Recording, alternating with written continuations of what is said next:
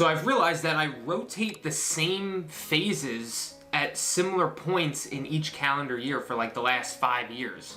And really just because it makes the most sense. And I wanted to share these thoughts and timelines here because I think it can be incredibly valuable. And for me, I know it's helped make my fitness journey and staying in great shape much easier and much more natural. So here's what I mean. Each year, there's flows and events that come up at the same point every single year. And what I do is I basically build my fat loss phases and my lean bulking phases to match up with these events in the year.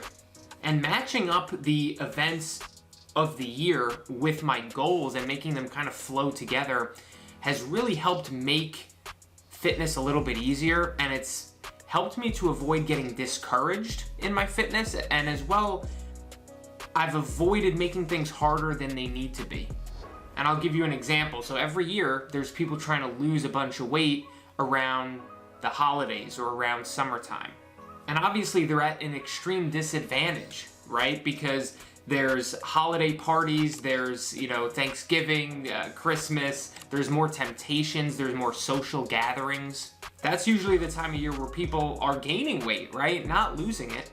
So if you're trying really hard to lose weight during the time of year where everyone's gaining weight, that can be really challenging and discouraging if you're not successful at it. When really you weren't dealt a great hand in the first place, right? You know it's going to be a lot harder to lose weight during the holidays. Not to mention, it can really make your fitness journey suck more. Like if you have to turn down pies and cakes and pastries and treats and really good food around the holidays at a family party because, I'm trying to lose weight, that sucks, right? That is diminishing your quality of life. And I would argue that the holidays are a time to plan and allow for more flexibility in your diet so that you can enjoy the events of the calendar year that are always going to be there. And maybe during that time you work on another goal. You work on building muscle or maintaining where you're at or getting stronger. So here's exactly what I've done and how I've structured my calendar for the last several years and why. That way, if this makes sense to you as well and you want to structure your calendar in a similar way, you can go ahead and give it a try. So starting early in the calendar year, I'm talking January or February, leading up to the start of the summer, call it May or June. So like a 3 to 6 month time frame to start the year, I usually do a cutting phase, a fat loss phase, to get relatively shredded for summer. Because we all want to look good for summer, and you'll find yourself with your shirt off or at the beach or on a vacation or something like that.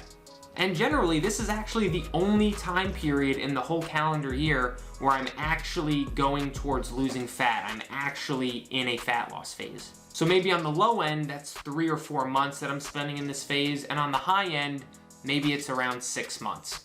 Now, I'm also on the leaner side, and I've been working out and tracking my food for like a decade now, so I'm already in a good spot generally. If you're much heavier, if you have a lot of weight to lose, 50 pounds, 60 pounds, 30 pounds, whatever it is, you may want to spend more time in a fat loss phase than I do.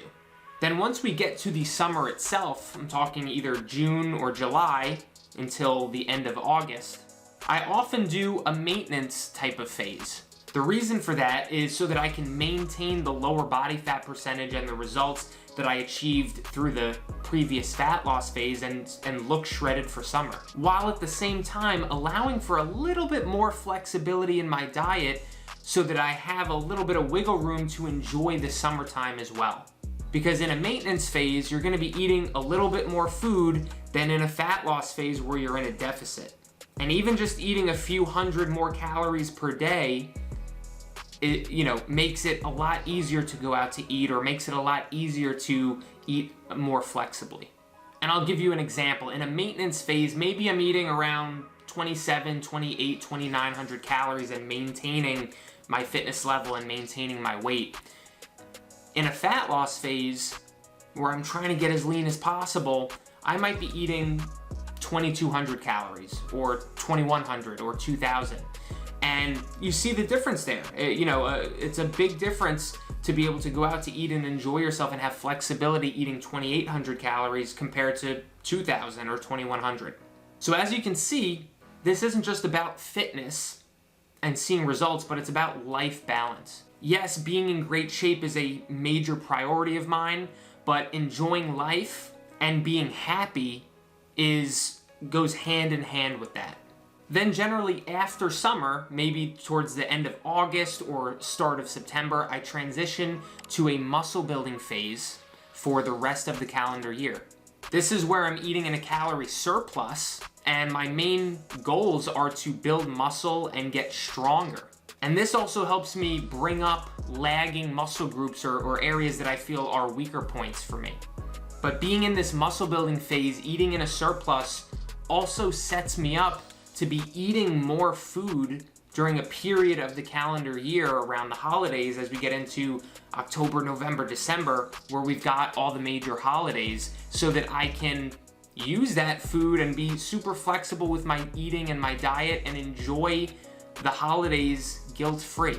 And just for context, in this muscle building phase, I personally will generally build up to anywhere from 3,200 calories, maybe up to 3,800 calories or more, depending on what my priorities are, at that point in my life. Do I want to go really aggressively towards building muscle and getting stronger, in which case I'll eat more? Or do I want to prioritize staying relatively lean while still being in a surplus to get stronger, in which case I'll take a less aggressive approach, eat a little bit less?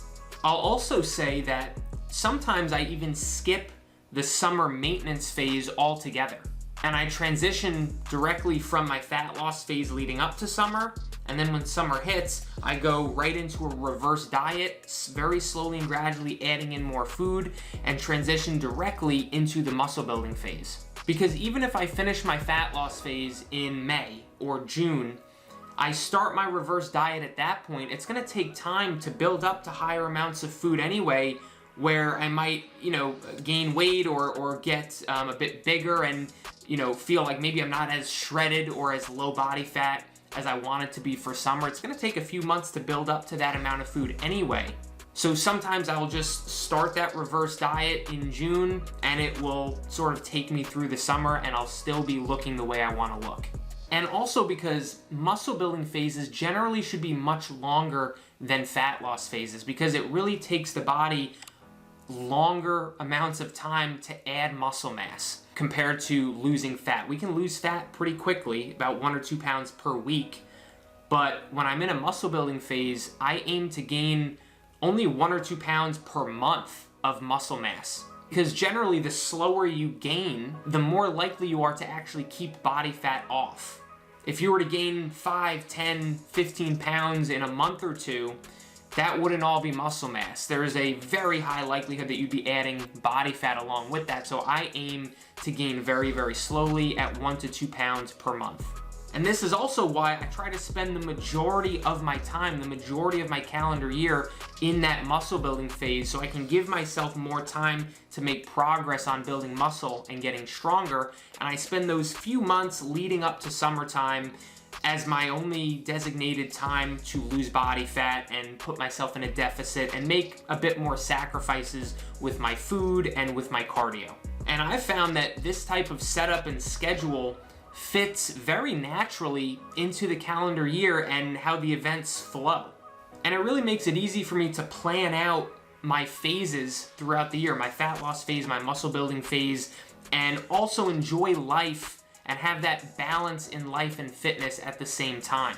Because a lot of people struggle with knowing what to focus on, right? Should I try to get leaner and lose fat? Should I build muscle? The calendar, in this situation kind of determines that for you and makes it easier. And one thing I want to acknowledge is that these phases I'm talking about work with my goals and priorities in life right now, which is mainly keeping a great physique and looking really good. But I'm also fully aware that my goals and priorities might change in the future. I may not care as much about what body fat percentage I am or how good I look during the summertime. Maybe in 2 years I'll start doing mixed martial arts 3 or 4 times a week, which I've, been kind of on the edge of wanting to get started doing. And my priorities might shift from, looking like I'm 10% body fat to more of performance and strength and explosiveness and flexibility.